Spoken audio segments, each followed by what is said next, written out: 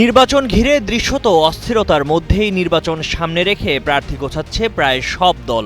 অনেকটা নিশ্চিত জোট গঠনের সম্ভাবনাও, শুধু অনিশ্চয়তা কে কার সাথে যাবে সেই হিসেবে। বিএনপি যুগপৎ আন্দোলনের শরিকদের নিয়ে আসন সমঝোতার ভিত্তিতে একসঙ্গে নির্বাচনের কথা বলছে। বিএনপির ভাইস চেয়ারম্যান বরকতুল্লাহ বুলু জানান, বিএনপি সমমনাদের সঙ্গে নিয়েই নির্বাচন করবে।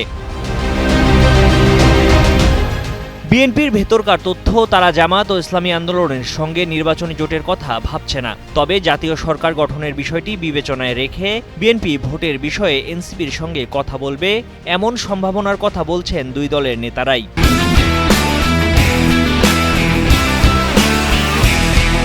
বিএনপির নীতি নির্ধারকেরা 40 থেকে 50টি আসন ছাড় দেওয়ার সম্ভাবনা বিবেচনায় রেখে এরই মধ্যে 12 দলীয় জোট, জাতীয়তাবাদী সমমনা জোট, এলডিপি, গণতন্ত্র মঞ্চ, বাংলাদেশ জাতীয় পার্টি বিজেপি, লেবার পার্টি, গণতান্ত্রিক বাম ঐক্য, গণ অধিকার পরিষদ, গণফোরাম, এনডিএম, জন অধিকার পিপলস পার্টি, ন্যাপ ভাসানী ও আম জনতা দলের সঙ্গে বৈঠক করেছে।